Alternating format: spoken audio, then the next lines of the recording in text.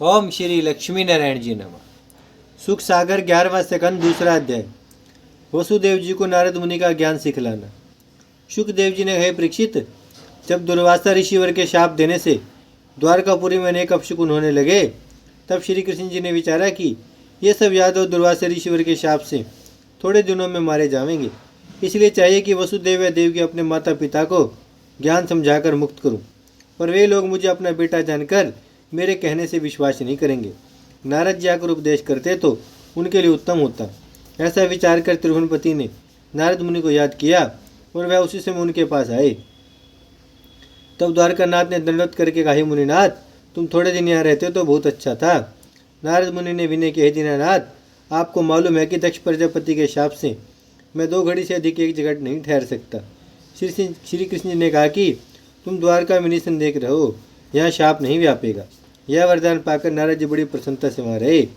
जब एक दिन नारद मुनि वीणा बजाते हुए हरि गुण गाते हुए वसुदेव को देखने गए, तो वसुदेव जी ने आदरपूर्वक उन्हें बैठाया और विधिपूर्वक पूजन करके हाथ जोड़कर विनय किया, हे मुनिनाथ, मेरा बड़ा भाग्य है जो आपके चरण यहाँ आए। हम लोग संसारी मनुष्य माया रूपी अंधेरे कुएं में स्त्री लड़कों के मुँह में पड़े रहते हैं। ज्ञान रूपी रस्सी मिले बिना इस कुएं से बाहर निकलना कठिन है। कदाचित आप ऐसा कहें, तुम बड़े भाग्यवान हो तो परम ब्रह्म परमेश्वर ने तुम्हारे घर अवतार लिया।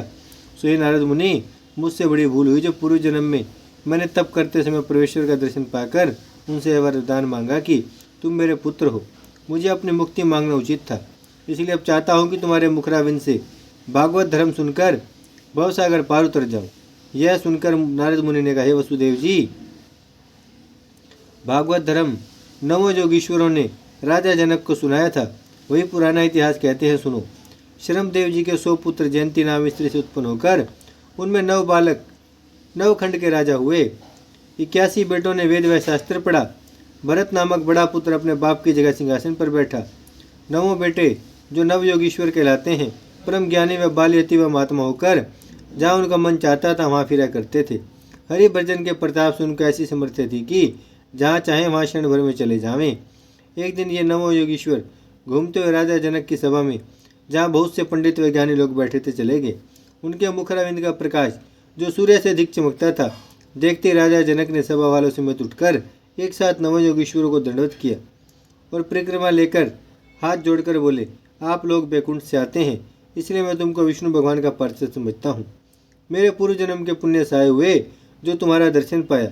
संसारी मनुष्य की मृत्यु का ठिकाना नहीं रहता, यही समझकर मैंने आपको एक साथ दंडवत किया।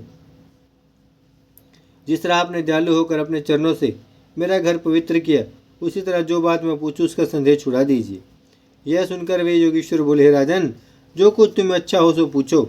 राजा जनक ने कहा, महाराज, संसार में कौन ऐसी वस्तु है जो सदा शिथिल रहकर उसका वियोग नहीं होता।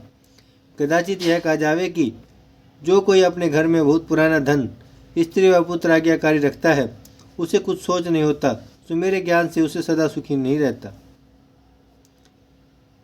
क्योंकि जब उस घर में कुछ हानि होकर स्त्री व लड़के मर जाते हैं, तब वह बहुत सोच करता है। सुख उसे कहना चाहिए जो सदा शिथिल रहे, प्रतिदिन अधिक होकर उसमें कभी ना घटे। सो आप लोग बतलाएंगे कि वह कौन वस्तु है जिसका नाश नहीं होता। यह सुनकर योगीश्वरों में से कश्यप नाम बड़े भाई ने कहा, हे राजन, सुख उन्हीं को प्राप्त होता है जो आठों पैर अपना मन आदि पुरुष भगवान के स्मरण में ध्यान में लगाए रहते हैं और धन, स्त्री, पुत्र आदि नाश होने वाली वस्तु से कुछ प्रीति नहीं रखते।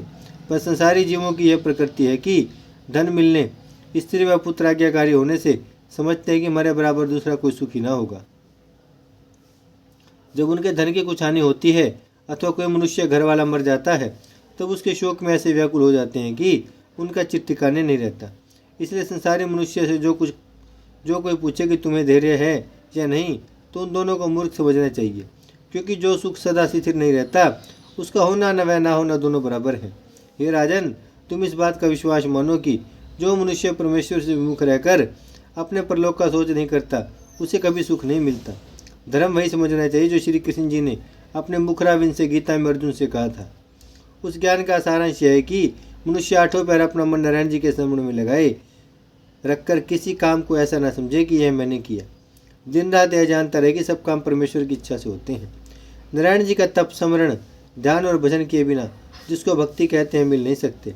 इसलिए उनका प्रेम उत्पन्न होने की पहली राह जो सहज है बतलाते हैं, सुनो। जिसमें संसारी जीव यह रास्ता चलकर अपने सुख के स्थान पर पहुँच जावे। जिस तरह परम परमेश्वर ने कृष्णावतार लेकर गोवर्धन पहाड़ अपनी उंगली पर उठा लिया, कंस व जरासंध आदि धर्मी राजाओं को मारकर गोपियों के साथ रासमंडल किया, रामचंद्र व वामन आदि अवतार लेकर जो लीला संसार में की है, वह कथा सच्चे मन से कहे वह सुनकर इस बात का अभिमान न रखे कि एक बार यह कथा सुन चुके हैं, फिर सुनकर क्या करेंगे। वह मनुष्य हरि चरित्र कहने व सुनने के प्रताप से विरक्त होकर अंत में परमेश्वर के चरणों में पहुँचता है। ज्ञानी को चाहिए कि सब स्थान पर नारायण जी को एक साथ देखकर यह समझता रहे कि आदि पुरुष भगवान केवल इसी वास्ते सगुण अवतार धारण करते हैं कि संसारी मनुष्य उनकी लीला व कथा सुनकर भवसागर पार उतर जाए। इसलिए मनुष्य तन पाकर उनके ध्यान व स्मरण से क्षण भर भी विमुख रहना न चाहिए। कदाचित मनुष्य का चंचल मन एक बार परमेश्वर के चरणों में न लगे तो थोड़ा थोड़ा प्रेम उनसे नित्य बढ़ावे।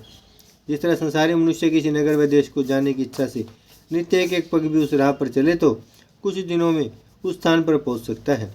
उसी तरह सूर्य रूपी हरिचरणों का ध्यान व प्रेम धीरे धीरे बढ़ाने से उसके हृदय में ज्ञान का दीपक प्रज्वलित होकर अज्ञान का अंधियारा छूट जाता है।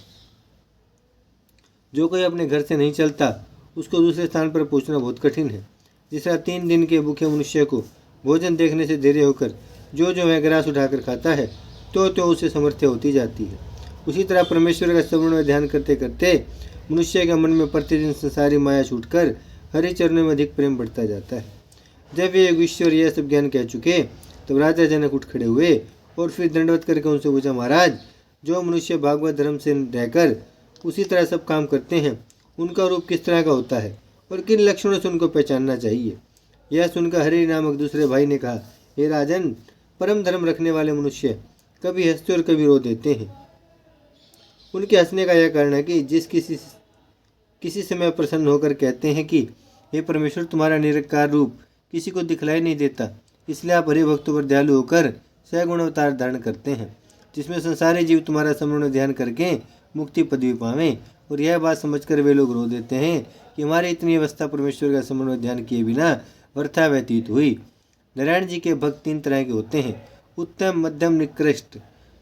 उत्तम भक्त के ये लक्षण है कि वे जड़ व चैतन्य सब जीवों में परमेश्वर की शक्ति बराबर समझकर किसी से मित्रता व शत्रुता नहीं रखते। 8 पैर हरिचरणों के ध्यान में स्मरण में लीन व मगन रहते हैं। जिस तरह मध्य पिए हुए मनुष्य चेत होकर अपने तनु व वस्त्र की शुद्धि नहीं रखते, उसी तरह उत्तम भक्त अपने शरीर की शुद्धि न रखकर ईश्वर के ध्यान में मगन रहते हैं। परमेश्वर के विराट रूप में सब संसारी जीवों को एक साथ देखकर हरिभक्त व महात्मा लोगों से प्रीति रखते हैं। अपने व दूसरे में कुछ भेद न जानकर स्त्री, पुत्र, धन आदि संसारी सुख से कुछ प्रीति नहीं रखते। तीनों लोकों का राज्य सत्संग व भक्ति के समान नहीं समझते। मध्यम भक्त के ये लक्षण है कि वे लोग साधु व महात्माओं से प्रीति रखकर वो संगति में नहीं बैठते, किसी का बुरा न चाहकर संसारी जीवों पर दया रखते हैं। पर ज्ञानी होने से परमेश्वर की शक्ति सब जीवों में बराबर नहीं समझते। निकृष्ट भक्त के लक्षण सुनो। वे लोग संसारी माया में फंसे रहकर किसी समय पूजा व स्मरण परमेश्वर का भी कर लेते हैं। जब तक मनुष्य तृष्णा नहीं छोड़ता तब तक उसका मन संसारी माया से विरक्त नहीं होता। ओम श्री लक्ष्मी नारायण जी नमः। भजमन नारायण नारायण नारायण, श्रीमन नारायण नारायण नारायण, लक्ष्मी नारायण नारायण नारायण, सत्य नारायण नारायण नारायण, भजमन नारायण श्रीमन नारायण, लक्ष्मी नारायण सत्य नारायण, भजमन नारायण नारायण नारायण।